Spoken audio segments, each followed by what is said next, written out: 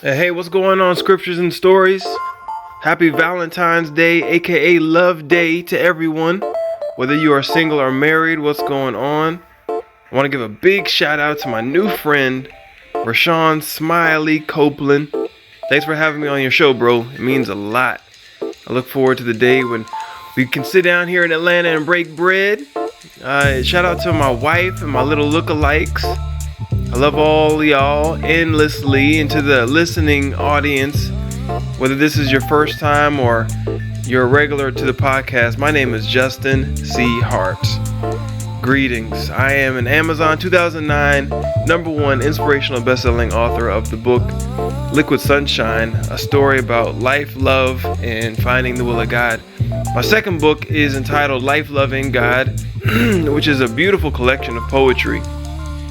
I'm currently completing books 3 and 4 momentarily. And if you ever just want to, learn more about me or my products, you can check out justinhartnovels.com, or you can follow me at justinhart82 on Instagram or Twitter. So check this out. So being an author, I love reading and writing stories, great stories, that is, of redemption, of hope, of love, whatever it may be. God put the passion for writing and drawing and music and even speaking in my heart at a very young age. When I was a senior in college, I remember the Lord presented me with the opportunity to write my very own story. Some may call it a testimony, but I call it Liquid Sunshine. Back then, I experienced a relationship that involved myself, my college girlfriend, and an unwanted third party. Yep. It was her male best friend. Yeah, that season of my life was beyond tough. It was filled with so many rainy days. Man, listen, I'm pretty sure the pages of my journal are still saturated with tears. Yeah. As a senior, I was already saved and baptized, but within 5 months of being in that relationship, man, I backslid hard. I was caught up in the lifestyle of hidden sin, blatant disobedience, idolatry, lust, sex, and even an abortion. I was 21 when this relationship started, and I was 22 by the time our 5th and final breakup had happened. The last breakup was my kick in the pants, if you will, to be obedient to God. The real life ending, though, was phenomenal. It was so good that I chose to turn the journal entries into an inspirational fictional novel, which is based on a true story. That season of my college years. And if it were not for that rainy season during that time frame, I would not be the man of God I am today. That's real talk, and it's funny how life works out, because whenever I was 11 or 12, I used to journal a lot. My journal entries back then always started out the same. Dear Jesus is how I would crank it out. And even though that was in my BC days, I was still writing to God. It's wild how that happens. I just knew He was so real. And a big shout out to my mom and my dad, who are still married, by the way. It's been over 40 years. They got my butt to church on Sundays, even when I didn't want to. They introduced me to God, and for that, I'm forever grateful. But you know what? If it wasn't for God's love, oh my goodness, I would not be here today. Literally, I wouldn't be here today. I wouldn't be able to return any of the love back to Him, or to my parents, or to my wife, or my children, or to myself, or even to others for that matter. It's because of God's love that I am here today. And I know this sounds terrible, but I've contemplated suicide more than I should admit. Because see, the devil, man, he implanted terrible thoughts in my head as a kid. And I've thought about calling it quits time and time and time again. But check this out, my life isn't even terrible. My heart really goes out to you if your life has been an And it's just true, man. When I was younger, I struggled with suicidal thoughts. I couldn't shake them. There was nothing ever attempted, thank goodness. But man, those thoughts were strong. And God knew the plans that He had for me. Plans to prosper me and not to harm me. Plans to give me a hope and a future, an expected end. I love that. Listen, the verse from Jeremiah 29:11 is covered in God's love, like a heart that is covered in milk chocolate. His love introduced me to the word morals. I love that word.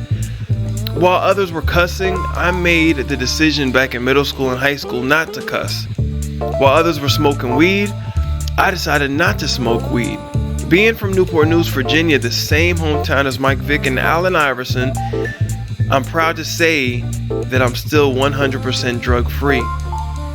I'm not going to say that I never wanted to fight anyone or no one has ever wanted to fight me, but for whatever reason, here I stand undefeated because I've never actually been in a fight either. Back then, I recall having what you would call a high standard of morals, yet it wasn't high in all areas. Some areas were actually very, very low. So throughout my adolescence, I'll share this with you.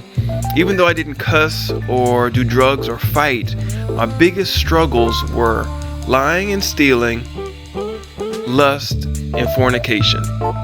You see, because I lost my virginity at 16, and to some that might be old, to some that might be young, but 6 years later, at the age of 22, that's whenever I chose to be abstinent until my wedding day.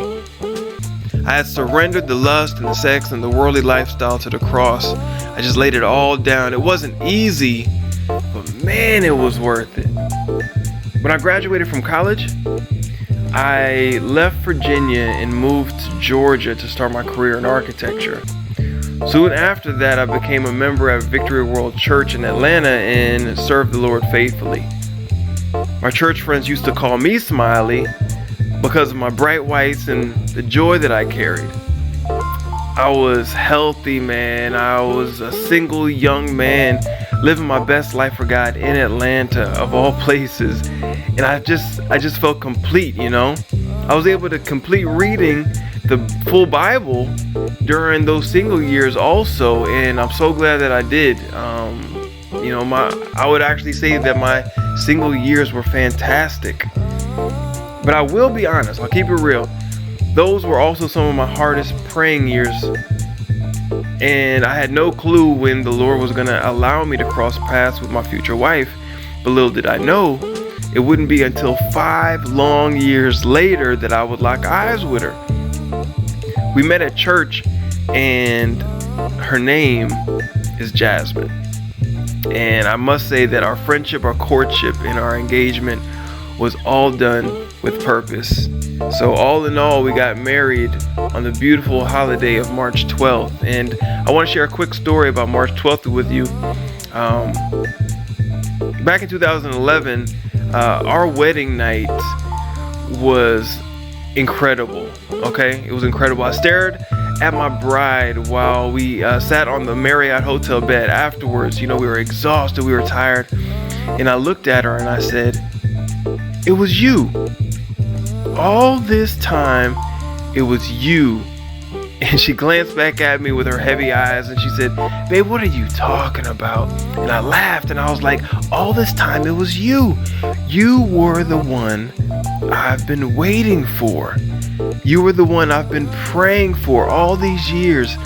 And as my eyes began to well up with tears, my wife's eyes began to well up also. And I was praying for you, I told her. I said, I was praying for you before I even knew who you were. Your relationship with the Lord, your character, your career path, all that. And here you are. Now you're my wife. Man, we started bawling. Let me tell you, we embraced each other so tight that night, and we cried in each other's arms until our crying turned into laughter. In that moment, I must say, man, it was God-kissed, and it's going to forever be etched on the walls of my heart. So I share all that with you just to say, you know, today my best friend and I have been married nearly 9 years. On this upcoming March 12th, and we have 3 beautiful children, Jada, Jordan, and Jacob, and we do have 1 miscarriage. But I will say that both of our stories have merged into one story, and it's a God story. And if it wasn't for, number 1, my rainy season of Liquid Sunshine happening, man, I would not be the man of God that I am today, or the husband or the father. Number 2, if it wasn't for God's love for me, oh my goodness, I would not even be here today, y'all. I'm telling you.